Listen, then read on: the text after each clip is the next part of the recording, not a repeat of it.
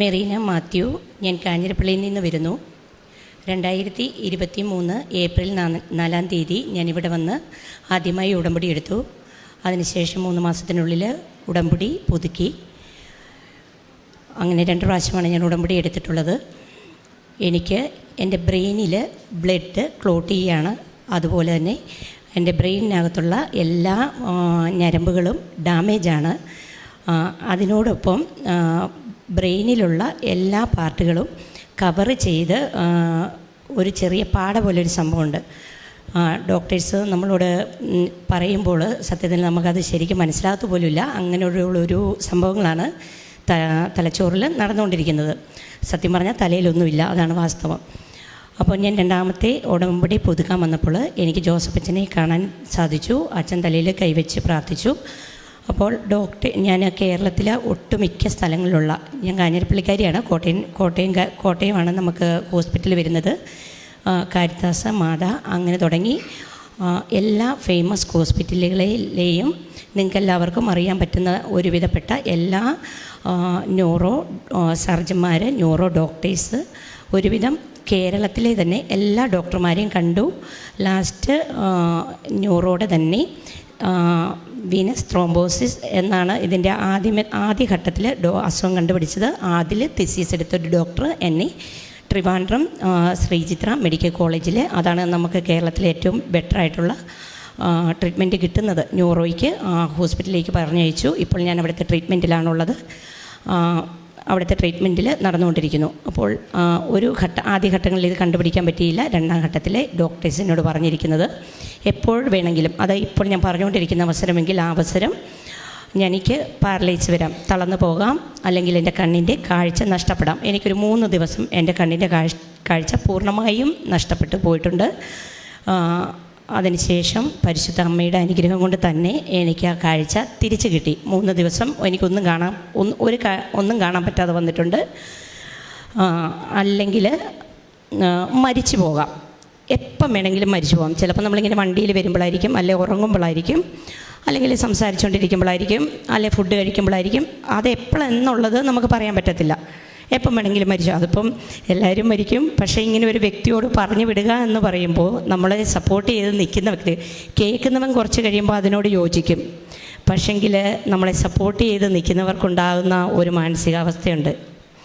അപ്പോൾ ഞാനിവിടെ വന്ന് 2ാമത്തെ ഉടമ്പടിയിൽ ഇവിടെ വന്ന് എനിക്ക് ജോസഫ് അച്ഛനെ കാണാൻ സാധിച്ചു. ഇവിടെ തലയിൽ കൈവച്ച് പ്രാർത്ഥിച്ചപ്പോൾ അച്ഛൻ എന്നോട് പറഞ്ഞു വിട്ടു, നീ ഇവിടെ വന്ന് സാക്ഷ്യം പറയണം. എൻ്റെ മനസ്സിൽ ആ ഒരു വാക്ക് വളരെ വലിയൊരു ബലം തന്നെയായിരുന്നു.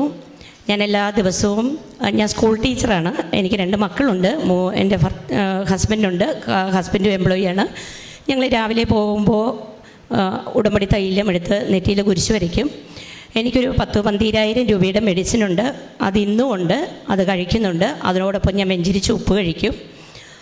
എൻ്റെ കുടുംബത്തിൽ ഞങ്ങളെല്ലാവരും രാവിലെ എണ്ണ എടുത്ത് രാവിലെ നെറ്റിയിൽ കുരിശ് വരയ്ക്കും.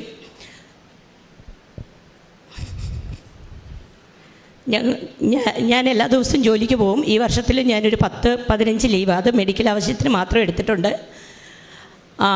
ഞങ്ങൾ ഹാപ്പിയായിട്ട് തന്നെ വീട്ടിൽ നിന്ന് ഇറങ്ങിപ്പോകും, തിരിച്ചു വരും. ഞാൻ പറഞ്ഞത്, എൻ്റെ ഒരു സാക്ഷ്യം എന്ന് പറയുന്നത്, ഇപ്പം വരെ എനിക്ക് പറഞ്ഞ ഒരു കാര്യങ്ങളും സംഭവിച്ചില്ല.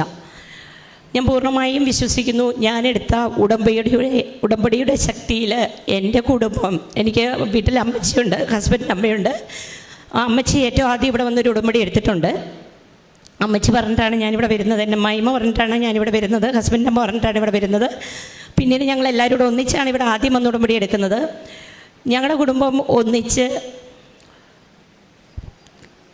ഇവിടെ വന്ന് പ്രാർത്ഥിക്കുന്നുണ്ടെങ്കിൽ, ഞങ്ങൾ ഒന്നിച്ച് ഉടമ്പടി തൈലം ഉപയോഗിക്കുന്നുണ്ടെങ്കിൽ, ഞങ്ങൾ ഒന്നിച്ച് കൃപാസന അമ്മയിൽ വിശ്വസിക്കുന്നുണ്ടെങ്കിൽ, ഞങ്ങൾക്ക് ഒന്നിച്ചായിരിക്കാൻ പറ്റുന്നുണ്ടെങ്കിൽ, ഞങ്ങളുടെ കുടുംബം ഒരു പ്രാർത്ഥനയിലായിരിക്കുന്നുണ്ടെങ്കിൽ, അത് ഞങ്ങളുടെ അടുത്തുള്ള വീട്ടുകാർക്കെല്ലാം അറിയാം എനിക്കിങ്ങനെ ഒരു അസുഖമുണ്ടെന്ന്. ഞങ്ങളുടെ ചുറ്റുവട്ടത്തിലുള്ള എല്ലാ വീട്ടുകാരും കൃപാസനത്തിൽ വരാറുണ്ട്. കൃപാസനത്തിൽ വരാത്ത 1-2 വീട്ടുകാരൊക്കെ ഉണ്ടോയെന്ന് എനിക്കറിയില്ല. ഉണ്ടെങ്കിൽ തന്നെ 1-2 വീട്ടുകാരൊക്കെ ഉള്ളൂ. ഇപ്പം ഞാനിങ്ങനെ പോരുവാന്ന് പറഞ്ഞപ്പോൾ എല്ലാവരും പറഞ്ഞു നീ പോയിട്ട് ഞങ്ങൾക്ക് വേണ്ടിയും കൂടെ പ്രാർത്ഥിക്കണം. തീർച്ചയായും ഞാനിന്ന് ബസ് കയറിയിട്ടാണ് വന്നത്. എൻ്റെ ഒരു പുതിയ ഒരാളെയും കൂടെ ഞാനിന്ന് കൊണ്ടുവന്നു. എനിക്കൊരാളെയും കൂടെ കൂട്ടിയിട്ട് ഇവിടെ വരാൻ ഞാൻ ഇന്ന് ജീവനോടെ അല്ലെ തളർന്നു പോകാതെ, അല്ലെങ്കിൽ ഒരു കാറിൽ എൻ്റെ ഹസ്ബൻഡിന് വരാൻ പറ്റില്ല. അപ്പോൾ എൻ്റെ ഹസ്ബൻഡ് എന്നോട് പറഞ്ഞു നീ ഒറ്റയ്ക്ക് പോവുകയാണെങ്കിൽ പോകാൻ പറ്റത്തില്ല, പുള്ളിക്ക് ലീവ് കിട്ടത്തില്ല. അപ്പോൾ പറഞ്ഞു നീ ഒറ്റയ്ക്കാണ് പോകുന്നെങ്കിൽ നിന്നെ ഞാൻ വിടത്തില്ല, കാരണം പുള്ളിക്ക് പേടിയാണ് ഞാൻ പോകുന്ന വഴിക്ക് എന്തെങ്കിലും സംഭവിക്കുമോ. അപ്പോൾ പറഞ്ഞില്ല, എൻ്റെ കൂടെ വർക്ക് ചെയ്യുന്ന ടീച്ചറിനെ കൂട്ടിയിട്ടാണ് ഞാൻ വന്നത്.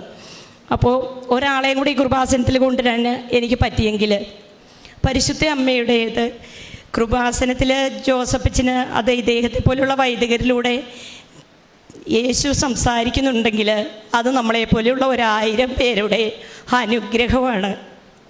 നമ്മളിവരോടൊക്കെ ഓരോ നിമിഷവും കടപ്പെട്ടിരിക്കുന്നു. എനിക്കത് മാത്രമാണ് ഇവിടെ നിന്നിട്ട് പറയാൻ പറ്റുന്നുള്ളൂ. നിങ്ങൾക്കെല്ലാവർക്കും കിട്ടുന്ന അനുഗ്രഹത്തിൽ നിന്ന് വളരെ വ്യത്യസ്തമായ ഒരു അനുഗ്രഹമായിട്ട് ഞാൻ എന്നെ കാണുന്നത്. നിങ്ങൾക്ക് കേൾക്കുമ്പോൾ ഒരു കേട്ടുപോകുന്ന ഒരു കാര്യം മാത്രമായിരിക്കും. എനിക്ക് 2 മക്കളാണ്, 3-ലും 6-ലും പഠിക്കുന്ന 2 കുഞ്ഞുങ്ങൾ. അവർക്ക് വേണ്ടി എൻ്റെ യേശു ഇവരെ പോലുള്ള വൈദികരിൽ കൂടെ ഇവിടെ ഇരുന്ന് പ്രാർത്ഥിക്കുന്ന നിങ്ങൾ 1000 പേരിൽ കൂടെ ഞാനെന്ന് പറയുന്ന 1 കോടി ആളുകളിലെ ഒരു സീറോയായ വ്യക്തിക്ക് ഒരു ദിവസത്തെ ആയുസ് നീട്ടിത്തരുന്നെങ്കിൽ അതൊരു വലിയ അനുഗ്രഹം തന്നെയാണ്. കേട്ട് പിരിയുന്ന നിങ്ങൾക്കും ഇവിടെ നിന്നിറങ്ങി ബസ്സിൽ, കാറിൽ, ജീപ്പിൽ കയറി വീട്ടിലേക്ക് പോകുന്ന നിങ്ങൾക്കും ഇതൊരു സാക്ഷ്യം മാത്രമാണ്.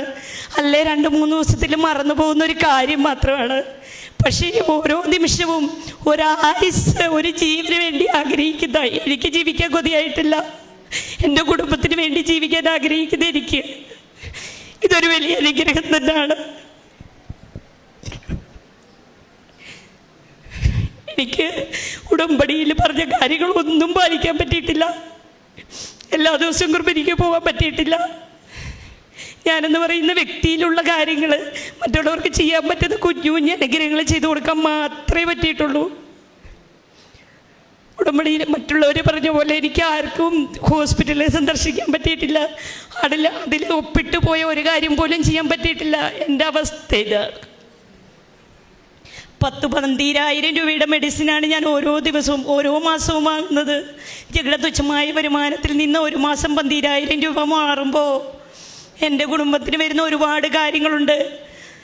പക്ഷേ ഞങ്ങൾ സന്തോഷമായിട്ടിരിക്കുന്നുണ്ടെങ്കിൽ ഈ നിൽക്കുന്ന അമ്മ മാത്രമാണ്.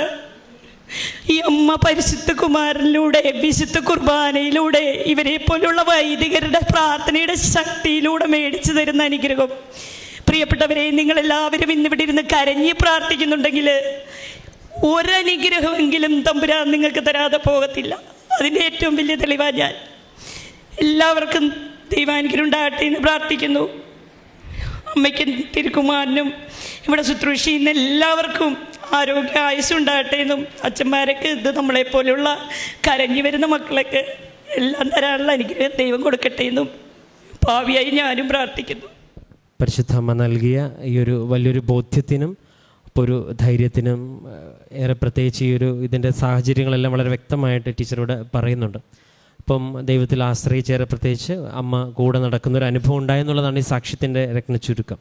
അപ്പോൾ ഇനിയും മുൻപോട്ട് പരിശുദ്ധമ്മയുടെ വലിയ ജീവിക്കുന്ന സാന്നിധ്യം അനുഭവിക്കേണ്ടവരായിട്ട് നിന്ന് പ്രാർത്ഥിക്കുന്നു. അപ്പം ലഭിച്ച ഈ വലിയൊരു ധൈര്യത്തിനും സൗഖ്യത്തിനും എല്ലാം നമുക്ക് കരങ്ങളടിച്ച് ദൈവത്തിൻ്റെ നാമം മഹത്വപ്പെടുത്തും. അത്യപൂർവ ദൈവാനുഭവങ്ങൾ ഇനി നിങ്ങൾക്കും സ്വന്തം. ഈ യൂട്യൂബ് ചാനൽ ഇതുവരെ സബ്സ്ക്രൈബ് ചെയ്തിട്ടില്ലെങ്കിൽ ഇപ്പോൾ തന്നെ സബ്സ്ക്രൈബ് ചെയ്യുക. ഈ വീഡിയോ ഇപ്പോൾ തന്നെ നിങ്ങളുടെ സുഹൃത്തുക്കൾക്ക് ഷെയർ ചെയ്തുകൊണ്ട് കർത്താവിൻ്റെ പ്രേക്ഷിതരാകുക.